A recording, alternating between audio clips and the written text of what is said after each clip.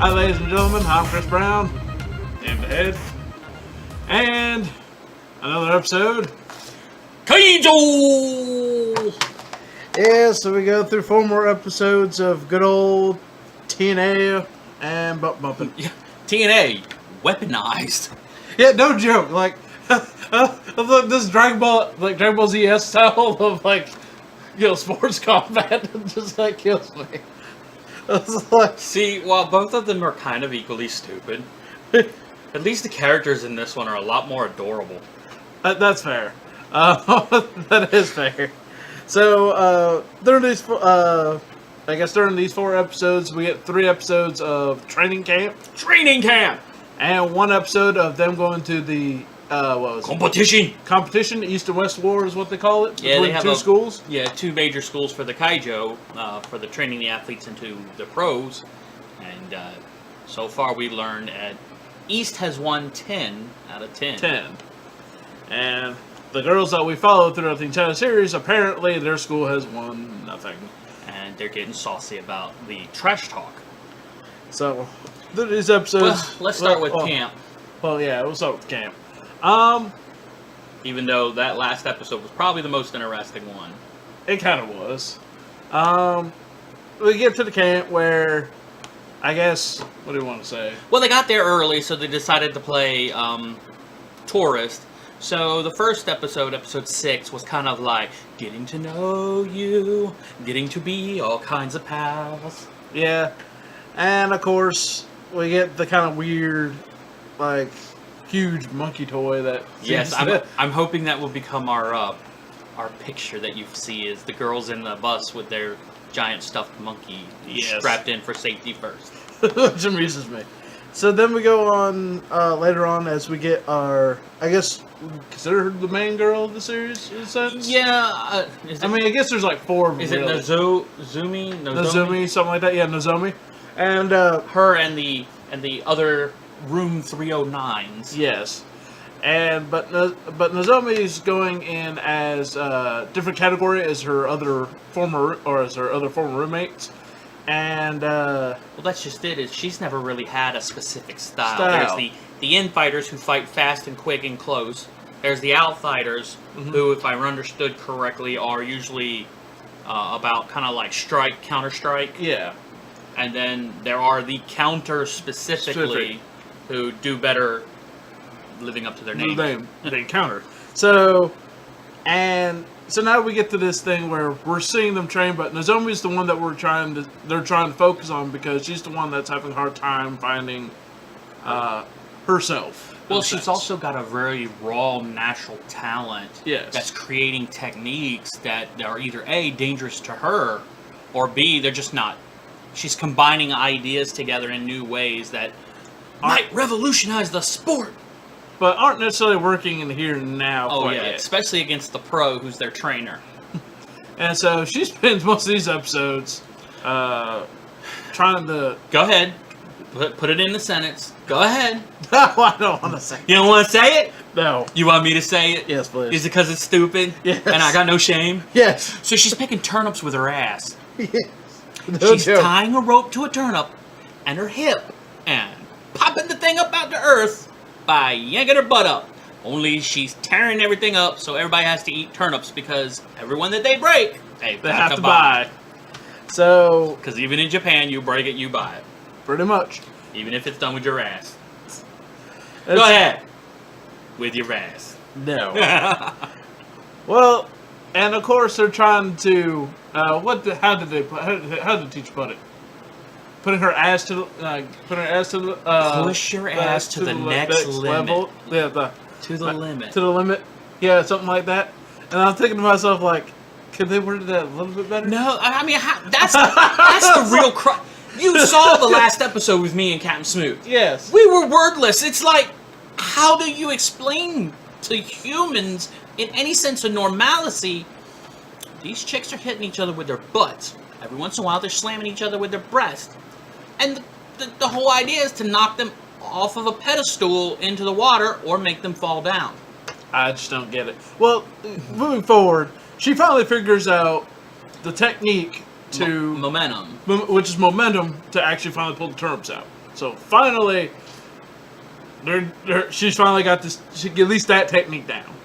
So moving forward, It was a little sad that we didn't get to see what the other girls were working on and what they learned. it's true. I mean, we kind of see somewhat what they do, but we're not seeing the full potential. I of what guess they got. I guess in the manga you probably would see those chapters. You probably would, because here they're trying to fast track it to the parts that are actually more important to everybody wanting to watch, the action, the TNA, and all that kind of stuff. Well, which gets us to pretty much realistically episode 6, 7, 8, 9. 9, where we finally get to the competition. Competition.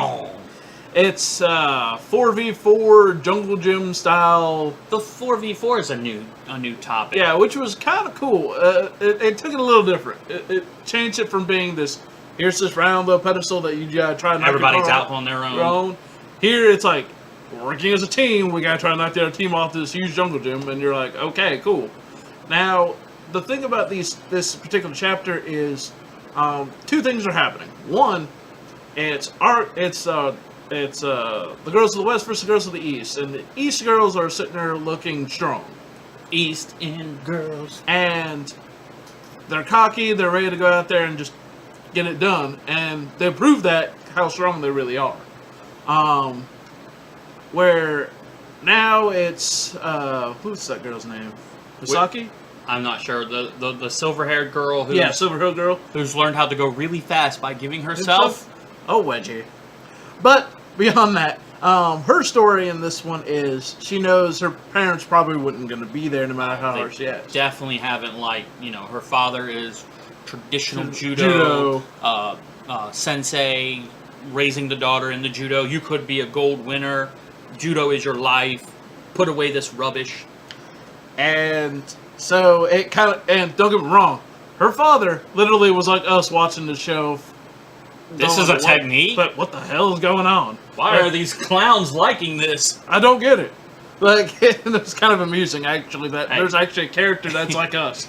Actually in the show. He showed up in probably the most traditional dress you can for a fellow in Japan. Yeah. Wearing the hakata pants and the kimono top. Yeah. It was hilarious. It was hilarious, but the entire time we're watching these 2 teams go at it, where we finally get down to, it's like, technically 2 versus 3.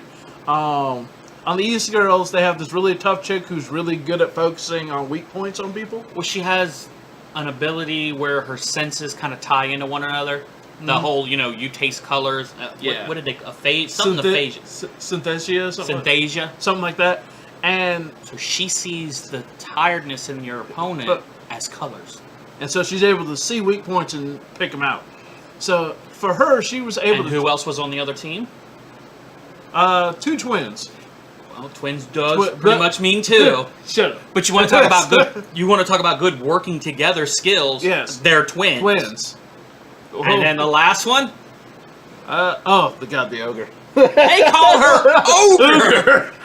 I mean, sure, she had abs like a brick wall. I mean, she was like, bam, like, and I was like, Jesus. Probably realistically was 6 foot tall. Yeah, but for that team, she was actually one of the first ones out because they pretty much teamed her and just she was the first one out, but she was very dangerous. She was very strong, and they had to kind of get her by herself and just triple butt attack her. Yes, but now we get skipping forward ahead as we get to God, I want to say it's because the twins did a very weird trick where the one kind of snagged the opponent and the other one struck, but they were kind of completely useless when that weird blonde girl. The blonde girl decides... The star of the East.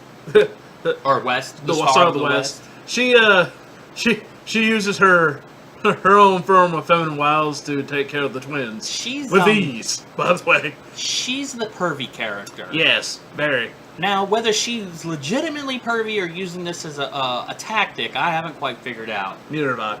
But she's striking the girls and weaponizing pleasure, and they say that. Yes. They say that on the bottom there, in the subtitles, weaponizing pleasure. Even I questioned that for a very long degree, and even I was like, really? No. And so that whole fight pretty much is out the water, because we already know where that's going. It's not the main story. It's what's happening in the background. But the main story is now we get Judo Girl versus Multi-senses. Multi-senses. So now... Who wants to be an idol? Yeah, I know, right? And so we're getting these contradictions. We're getting, one's getting on top. Well, I shouldn't say it that way. Shouldn't say it that way. Good night, everybody. One has the advantage over the other for one moment. The other one has the advantage over the moment at the moment. And they're kind of doing this back and forth up until the end where she's getting tired. You want to give it away? Well, I just want to say we're going to give it away. We are. And because I really don't care about the show. If you don't want us to be spoiled, click about 5 minutes ahead. Yep. And this is where the part where Judo Girl finally actually utilizes her, judo. So, not in the traditional sense either. This is the part where You're on your own on this one, go ahead. Really? Mm-hmm. You want me to do this? Mm-hmm. hey, I had the poor girl moving her ass to the next limit. Fair enough. This is the part where we get to see the patented Nippo Judo throw, over the shoulder throw. And I just couldn't believe what I watched. She molested herself till she was erect. Correct. All the attention was focused there because it was the tightest, strongest part of her body at the moment. And as she runs at her, grabs her swimsuit, and over the shoulder throw. Flips her. Her opponent is now down. Touching the land. Touching the land. And then, after that, we see the twins get knocked off, and our girls have Victory. won. You know what? I'm tired of talking about this show. Let's go ahead. One more time. Nipple judo throw. That's all you need to know for that. So, ladies and gentlemen, let's get to the scoring, shall we? Or, yes, the scoring. To be honest, visually, I like it all in all. I still to this day don't understand the Dragon Ball-esque fighting style. But like body parts glowing as they charge up with energy. And everything has a name for their attacks. Like the swinging butt missile or whatever. It's just like, I give it a 2 because, the animation fits the style of show that it is, but why? Well, I mean, I guess the artist knew this was not ever going to be serious. There's no way you can take this serious. It just can't. So let's just animate the hell out of it. And they did. Mm-hmm. So then we hit to audio, where, to be honest, music does what it does. It's just there. And the sound effects of people's butts striking like a whip. Or missiles flying through the air. It's strange. It's just odd to me, but giving it a 1 as well. That's just how it goes. Now, last time on story, I had question marks because I was just totally flabbergasted. This section had a story. It really did because now instead of them just having competition with each other, we're now seeing that there's fruits to their labors at this point. They're trying to get to a goal. Plus some character growth. Yes. Which is always part of my favorite thing. I'm going to give the story 1 as well because it's just so crazy. It's hard to take it legitimate. I mean, the only story element I actually did semi-take seriously was with the judo girl when her dad finally showed up to see her actually do some competition. That was actually at least something. Now, for entertainment, I'm giving it as a 1 as well. Yes. My 1 is because this anime is kind of embarrassing. It really is. You feel like an idiot watching it. So that takes away some of the entertainment to me. Because, there's no justification for the show. I mean, you're watching it for... Yes, it is. Completely ridiculousness for the TNA, for all that. I mean, if you're watching it for any form of, real... Well, what else would you watch this for? Exactly. It's like Monster Mune. Yeah. Musume. Yeah. It's a guilty pleasure. Just, do you want a guilty pleasure that's an anime sports show? 5 stars so far in the series. Keijo is gold. So this is like in the middle of the pack. It's not complete garbage, but no. You know what you're getting yourself into the second you see it. And if you're watching it and expecting something completely different than what we just discussed, you're delusional. Come here. Let's be realistic.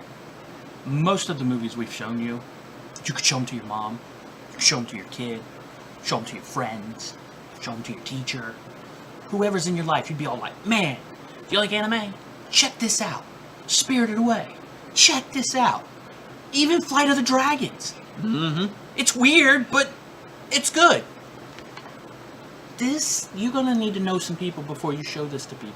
Yes, definitely. This, you gotta have your friendship card strong. Be careful. So, ladies and gentlemen, I think we're gonna cut this one As short as the last one. Probably this one went a little bit longer because we did explain a few more things than we did. Yeah. In the Well, there first- was a lot more to go into it. In the It last really one, it was. was like, here's this show. It was showing us just as we were trying to tell you. And there wasn't really a lot to tell you other than people were smacking each other with their asses. We're here. We've actually finally got something developing. in Some the story development, a plot, character growth, turn-ups, pulled by asses, Yes. professional ass-pulling Athletes. turn-ups. Now go home and tell your mom about that one. Hell no. Ladies and gentlemen, I'm Chris. That was me.